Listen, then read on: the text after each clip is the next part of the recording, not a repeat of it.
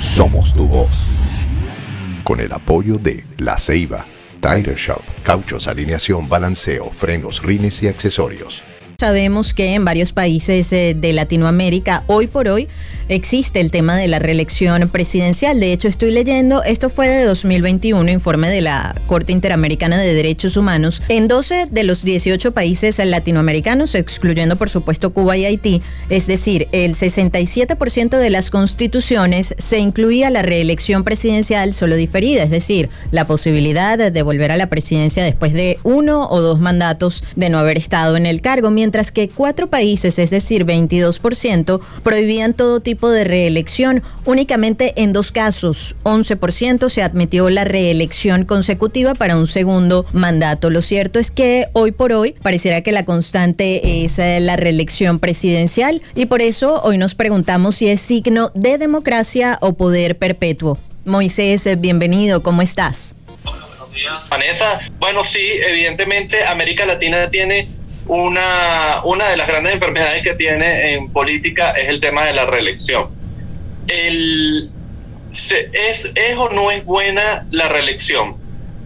Hay matices. En términos generales, yo diría que la reelección es negativa para cualquier sociedad, sobre todo si se da de manera inmediata, porque normalmente lo que hace es crear una cúpula en el poder o una élite o una casta, como dicen en España, que se termina apoderando del Estado y de las instituciones para seguir haciéndose propaganda, ¿no? Esto ha ocurrido en muchos lugares del mundo, no nada más en Latinoamérica, y hay que tenerle mucho cuidado para que la democracia se mantenga, digamos, en términos saludables.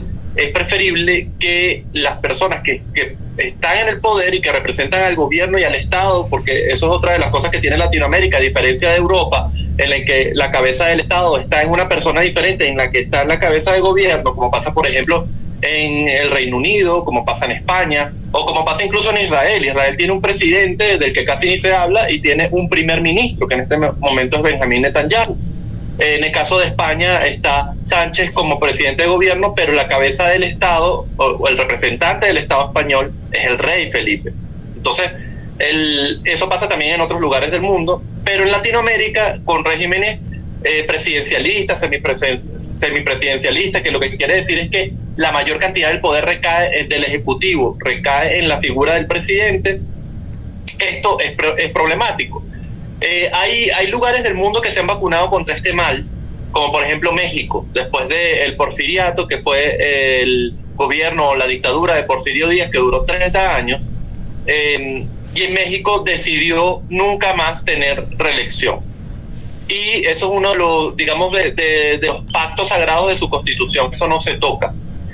Incluso hoy en día, y en el sexenio que estamos viendo de Andrés Manuel López Obrador, se ha tenido el miedo de que él tenga como tentativa cambiar la constitución, cambiar las leyes, teniendo la mayoría en el Congreso para reelegirse. Sin embargo, no lo ha hecho. La verdad es que en ese sentido ha sido bastante decente, porque él, como entre tantas cosas de las que se ha alimentado el gobierno de Andrés Manuel López Obrador, es precisamente de la historia mexicana. Entonces él dice que él es maderista, que él está en contra de la reelección, que él está a favor de que el poder esté y resida en el pueblo y en la voluntad popular.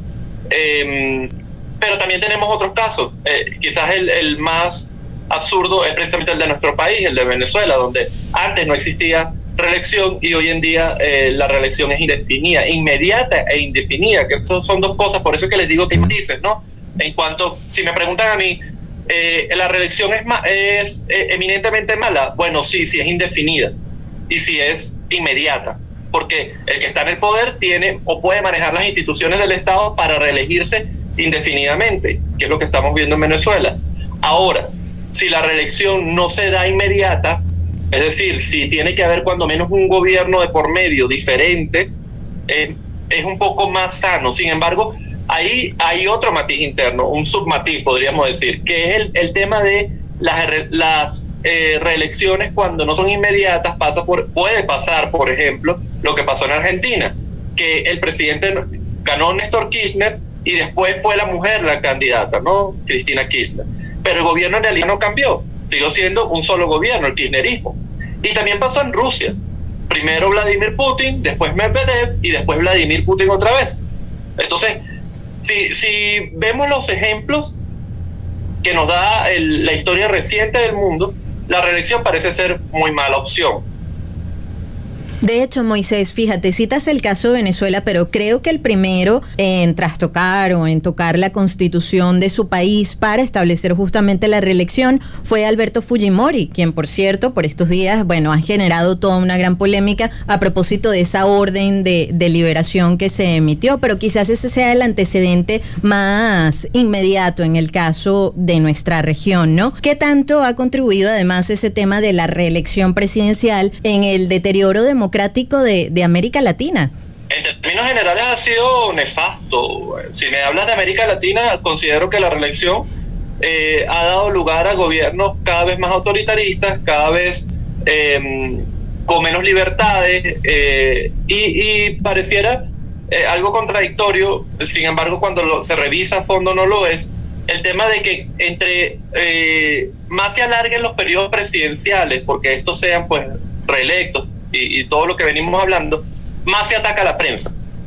Normalmente, en este tipo de sistemas, los gobiernos necesitan defenderse constantemente de la prensa, porque la prensa cada vez saca más elementos para criticar al gobierno. Pero es que además, si el gobierno cada vez es más largo, más longevo, evidentemente, ¿a quién le echas la culpa? Eso es una de las cosas que pasa cuando hay alternabilidad. Tú puedes decir, bueno, es que esto viene de los 5 años de gobierno anterior, de los 6 años de gobierno anterior, de los 4 años de gobierno anterior, dependiendo del país del que estemos hablando.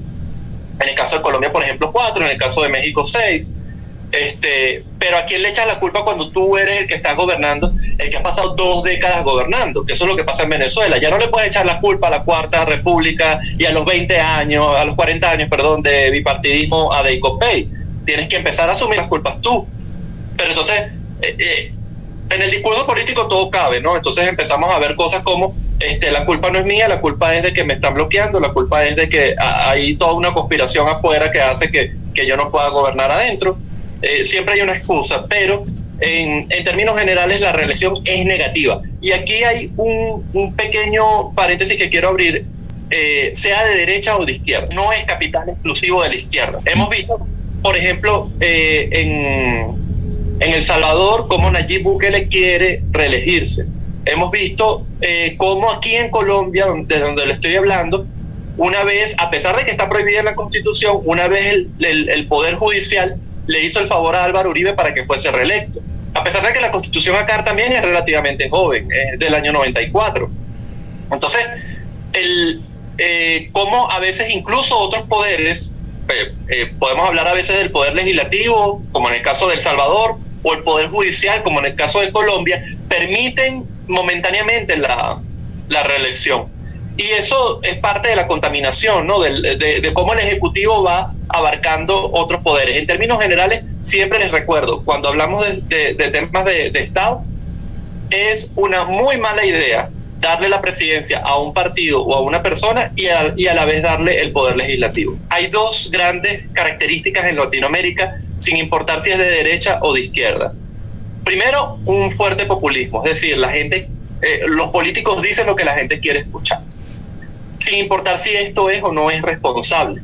El manejo del poder, el manejo de impuestos, el manejo de las instituciones públicas. Si tú le dices a la gente cosas que quieren escuchar, a pesar de que no es lo que se debe hacer, normalmente la gente sigue votando por estos candidatos a pesar de que sus gobiernos son terribles. Pero por otro lado, también tenemos otra gran enfermedad en Latinoamérica, es el paternalismo. Es decir, no elegimos a presidentes como funcionarios públicos para administrar el Estado en un momento determinado. Elegimos a padres, queremos que nos digan qué hacer. Y ese qué hacer es precisamente, bueno, ¿qué hago con mi familia? ¿Qué hago con mi dinero? ¿Qué hago con mis hijos? ¿Qué hago con mi esposa? ¿Con quién me puedo o no me puedo casar? Todas esas cosas queremos que nos gobiernen, de cierto modo, desde una visión, y aquí hablo desde abajo hacia arriba, ¿no? Del ciudadano, es en cierta medida políticamente inmaduro. Participamos de elecciones, y eso es positivo, pero a su vez elegimos a personas que representan, que nos hagan sentir que son nuestros padres, nuestros guías. Y eso no tiene sentido en política, porque en realidad no son gente, y estoy hablando aquí en términos generales, ni siquiera no estoy siendo puntual con ningún caso en particular, pero quiero decir que elegimos a gente que debería ser funcionario público, y en todo caso lo que nos ha demostrado la historia reciente, no nada más en Latinoamérica sino en el mundo, es que además ni siquiera es gente proba, ni siquiera es gente que tenga poder o algún tipo de autoridad moral para gobernar a los demás, porque siempre se le descubren cosas internas, sea conservador, sea liberal, sea demócrata, sea de izquierda o sea de derecha. Esa es una de las cosas que, por ejemplo, Milei promete en Argentina. Y no es porque quiera hacerle propaganda a Milei, solo que es un presidente que viene de una corriente diferente de pensamiento, que es el libertarismo. El libertarismo es la corriente liberal, pero más pura. Es decir, cada quien debe hacer lo que le dé la gana. Cada quien debe, siempre y cuando no transgreda los derechos de los demás, cada quien puede hacer con sus recursos lo que desee. En ese caso, no te voy a decir con quién te casas, no te voy a decir qué haces con tus hijos, qué educación deben recibir, no te voy a decir qué debes o qué no debes hacer con tu dinero. Y eso en términos de leyes y en términos de decretos se transforma en no voy a hablar de libertad de género porque cada quien hace con su vida lo que quiera, no voy a hablar de impuestos porque cada quien debe decidir cómo invierte su dinero, no voy a hablar de leyes de educación, en el caso de Milei lo está diciendo, pues ya no voy a darle el dinero a las universidades, sino que le voy a dar el dinero al estudiante para que decida en el libre mercado, incluso dentro de la educación, decida a qué universidad asistir, sin que esté amarrado a un bono que se le entrega es a la institución. Entonces, en ese sentido, pues promete. Ahora hay que ver en qué se transforma en la realidad. Pero en términos definitivos, esas son las dos grandes enfermedades: populismo y paternalismo por parte de los presidentes. Escuchan a Moisés Chocrón, analista internacional. Ya para ir concluyendo, Moisés, porque bueno, nos toca despedirte, ¿qué tanto crees que se contraviene el tema de la reelección indefinida presidencial, o bueno, indefinida o no, la reelección presidencial con el Estado de Derecho? El Estado de Derecho normalmente se ve vulnerado, y eso se ve en la persecución a la prensa, en la persecución a la oposición. Entre más dura un gobierno, peor le va a la sociedad civil y a sus libertades individuales. En términos generales ha sido así. Centroamérica nos ofrece un ejemplo. Centroamérica tiene entre sus artículos, los 10 primeros artículos de cada constitución, se consideran los artículos pétreos o artículos de piedra. Esos artículos deben ser inamovibles. Pasó con Zelaya, por ejemplo. Recordemos el caso de Zelaya, en el que fue derrocado el poder por sus propias Fuerzas Armadas, porque en aquel momento él estaba proponiendo que se cambiara la Constitución. Y la propia Constitución decía que la persona, ningún funcionario público, incluido el presidente, ningún funcionario público debe proponer cambios a la Constitución, sino que los cambios de la Constitución deben venir desde la sociedad civil organizada. Y él contravino esta ley y por eso fue derrocado. Y Venezuela, por supuesto, le ofreció ayuda, porque hay que ofrecerle ayuda a todo el que sea autoritario. Entonces, no, en términos generales, también tenemos el caso de El Salvador con Nayib Bukele, que yo en realidad creo que está haciendo un buen trabajo en términos de economía y en términos de seguridad. Sin embargo, hay alarmas, hay red flags. Es un presidente tóxico, porque el señor de repente invade el Congreso de su nación para rezar, cuando no está tan seguro si se le va a dar una ley o no. Entonces, ¿eso es normal? ¿O eso debe ser el papel del jefe del Estado y el jefe de gobierno? No parece normal. Es decir, hay vicios que indican que se está aprovechando de que en este momento su popularidad es enorme para que las leyes apliquen para todos menos para él mismo. Y eso es muy peligroso. Bueno, muchísimas gracias como siempre a todos los que nos escucharon. Les recuerdo que me pueden seguir en @Chocterapia en Instagram, ahora también en YouTube.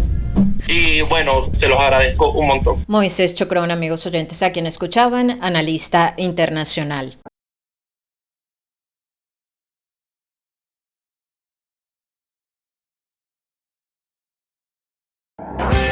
Queremos escuchar tu voz.